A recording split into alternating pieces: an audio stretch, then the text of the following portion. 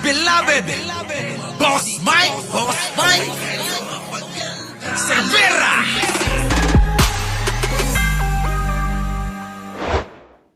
Para manuyo ng mga Tignan nyo mga kababayan ko. Eh di ba si Digong, medyo sobra din ang pagkamanyak na ito eh. kabalong botante kanina. Grabe mga kababayan si Digong Kung makasultop parang suso yung mga mga babae Oo.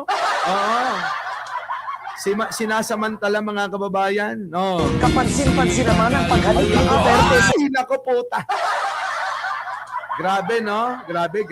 Ayan, ilang taga-suporta kung saan ang iba ay Ayan, gusto Ay, Diyos ko. Diba? Ayan, lang pinilit pang halikan sa labi. Agad Grabe, no? Oo, kung laplapin daw po, hindi sa pisngi, sa labi. Ngayon kukontra-kontra ka, Digong. Alam mo, umiikot talaga ang mundo. Ngayon, nababaling kanino? Kay Kitty. At ang matindi, kaalyado mo pa. Si Chavit Singson Ayon sa Politox, oo. Ngayon, mukhang ganti-ganti lang, Ha? namang tumipensa si Duterte sa kanyang aksyon. Natuwan-tuwa si Digong, Pag nakakahalik ng babae si Digong, ngiting waging-wagi.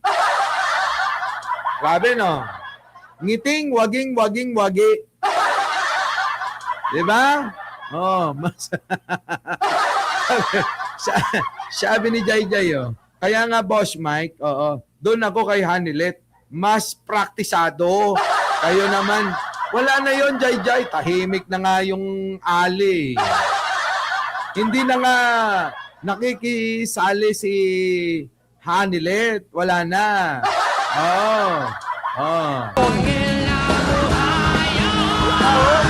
Grabe talaga. Grabe, no? Antindi ni Digong.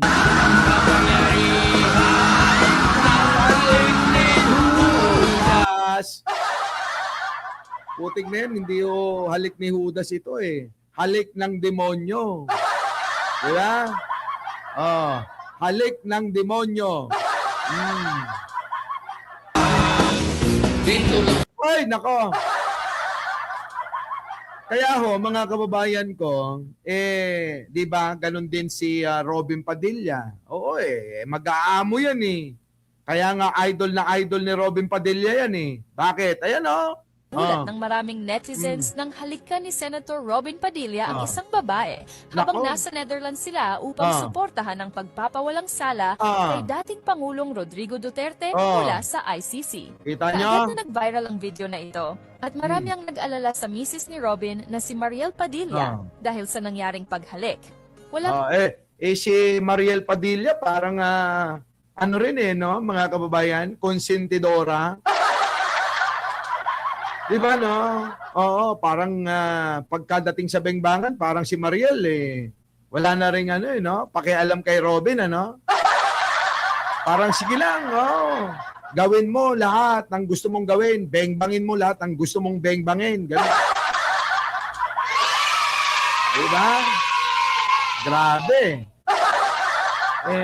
Mag-aamo nga, di ba? Idol niya si Digonyo, di ba? Ganun talaga. Ang nakakapagtaka, bakit hinahayaan ni Mariel, na, tama, kayo, nandito yung mga babae, O kayong mga babae, tanong ko sa inyo, kayong mga babae, anong nangyari? Stop dance ka, Boss Mike. Hindi. Baka mahina lang yung inyong cellphone. Tuloy-tuloy tayo, Kayo, naglo-loading ka, hindi. Yung cellphone nyo may problema, hindi ako. Di ba? Okay ba ang natin? Ang ating audio at saka video? Okay ba? Okay ba signal natin? Okay na ngayon. Eto, mga kababayan ko.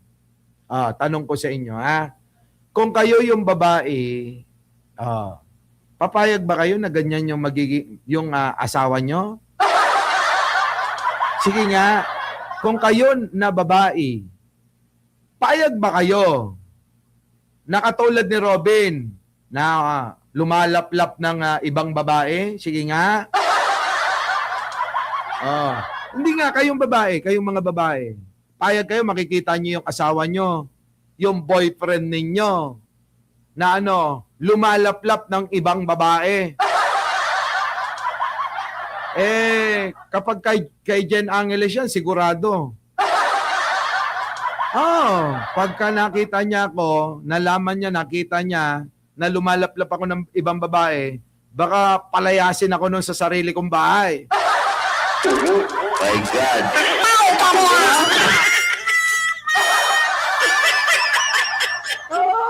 Grabe, mga kababayan di ba? Oy, Arnold Lopez, nakita mo yung sabi ni Ai-chan? Sunugin ko nguso niya. Sabi ni Leonardo Brand, no way, Boss Mike, kaya pinamigay ko yung hashbag. Allah ka. Diba? One strike. Sabi nga dito, and you are out. Sabing gano'n, no? Grabe, mga kababayan. Ganon ho, mga kababayan. Kaya ako'y nagtataka kung bakit tong si Mariel, parang okay lang. Sanay na ba si Mariel na ganyan ang ginagawa ni Robin?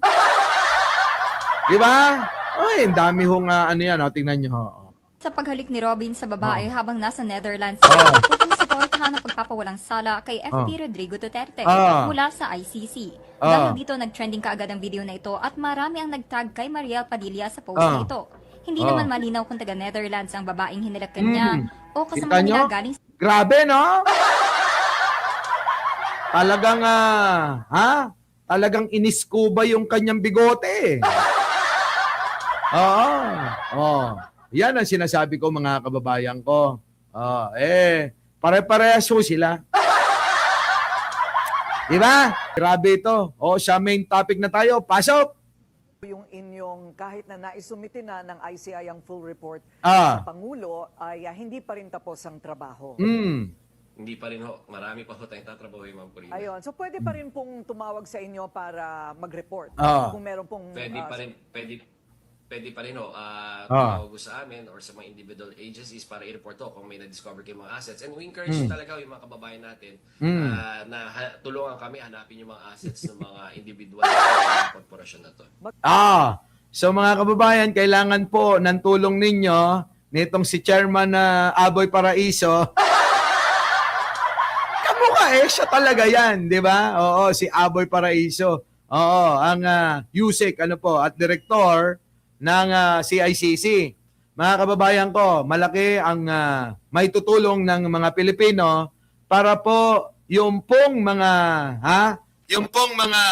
iba pa na mga pinaghihinalaan na pag-aari nitong mga tao tulad ni Saldico na mga nakaw na yaman nila ay matunton para ho, mga kababayan, ay makuha at maipres ho ng gobyerno. Yan po ang ibig sabihin. Ito pa. Ito.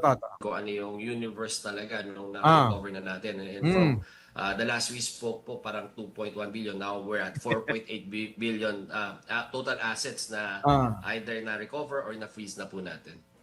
So in terms of total value, hindi pa ho na-value ni AMLAC. And yan. nangyari po, nag-identify na po, nakahanap na po si Marina ng 26 total water vehicles po, may mga total water assets po natin na subject na po for freezing ni AMLC. Kasi ang ginawa ho namin, nag-re-evaluate kami, tinignan namin ano pa yung mga possible assets na pwede nating habulin. So, ni-redistribute namin lahat ng personalities at corporations do sa individual members, tapos hinanap po nila. So ngayon, mga kababayan ko, eto na, hindi pa rin titigilan, kahit malaki yung halaga na po yung kanilang na kukubra o na ipipris na mga ari-arian nitong mga magnanakaw na mga politiko na at may kinalaman sa mga proyekto na maanumalya. Diyan lalong-lalo na po sa flood control project, mga kababayan, isa po sa namumuno si Yusek Aboy Paraiso para ho matuntun ang lahat ng mga kayamanan na yan, ang lahat ng mga ari-arian, ang lahat ng mga pera sa bangko, netong halimbawa si Saldico na ngayon ay nagtatago, mga kababayan ko, kailangan po ang tulong ng bawat isa sa inyo. Nating lahat pala. Ano? Kung meron po tayong nalalaman na mga ari-arian nila, baka meron, makipag-ugnayan po kayo sa opisina ni Attorney Yusek, Attorney Aboy Paraiso, diyan po sa CICC. Diba? Yan yun, ha? Enteng batote. Grabe, pera ng taong bayan, ayaw isoli ni Saldico. Yun na nga. Diba? Yun yung tinalakay natin kaninang umaga eh. Si Saldico ayaw magsoli ng pera. Pero, syempre, hindi naman natin sila madidiktahan kung ano yung magiging desisyon na itong mga nasasangkot na mga individual na magsoli ng mga pera nila o mga ninakaw nila. Nauna na nga ho dyan, si Saldico nagpahayag, mga kababayan, na hindi daw magsosoli. Diba? Pero inako niya na siya ang nagdi-deliver ng kwarta daw kay Martin Romualdez. Paano yun? At marami pa ho dyan. Yan, sila kung sino-sino. Kanina naman narinig nyo kung sino-sino yung mga tao na dapat tuntunin, habulin, at kuhanin ang mga kayamanan, ari-arian at mga pera sa bangko para ho maisole sa kaban ng bayan. Di ba? Yan ang kaibahan ngayon. Ito na sinasabi ko sa inyo, no? Ganitong dapat na mga taong gobyerno ang pinagtitiwalaan. Kasi yung mga ganito, hindi po marunong sa mga ganyan. Simple lang, Simple lang. Hindi nagnanakaw. Hindi na i-involve sa korupsyon. Ito siya, Attorney Aboy. Tawag ko nga lang dyan, mga kababayan, kapag kami lang, Aboy lang eh. Diba?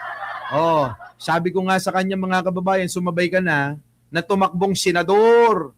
Kasabay si Attorney Claire Castro. Kailangan kayo ang kailangan ng bansang ito. Kayong mga klase ng mga tao, yung nararapat na naluluklok, hindi katulad ni Bongo Bato at nila Marcoleta, hindi ganong klase na mga politiko ang kailangan ng bansang ito para lumago, kundi yung katulad netong mga ito. Tulad nila Yusek Claire Castro, yan sila Attorney Aboy, yang maganyan yung pong general manager ng PCSO, yung mga ganon. 'Di ba? Hindi na i-involve sa korupsyon, kundi serbisyo lang ng serbisyo sa taong bayan.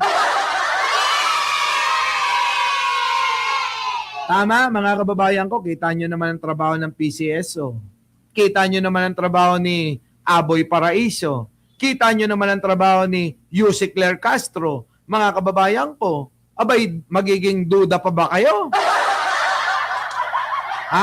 Magiging duda pa ba kayo, mga kababayan ko? Si Attorney Claire Castro, hindi nyo masusuhulan yan. Lalong-lalo na to si Aboy Paraiso. Baka sampaling kayo neto. Diba? So yun, mga kababayan ko, ano masasabi nyo? Boto nyo na to. Ipalit itong mga bagong muka sa Senado. Ito, Attorney Claire Castro, Aboy Paraiso, Mel Robles at marami pang iba na bago. Wag ho yung negro na malaki ang ilong na abogado, Di ba? Wag yun, wag yun. Walang gagawing mabuti yun. KSP lang. KSP lang. Muli, mga kababayan ko, maraming salamat sa inyong pakikinig. Ako po ang inyong lingkod uli, Mike Cervera, laging nagsasabing, mahalin natin ang ating kapwa, pagdasal po natin lagi ang ating bansa. Magandang umaga, magandang hapon at magandang gabi sa mandako ng mundo. Naroon kayo, syempre, magandang buhay na rin para sa ating lahat. Maraming salamat po!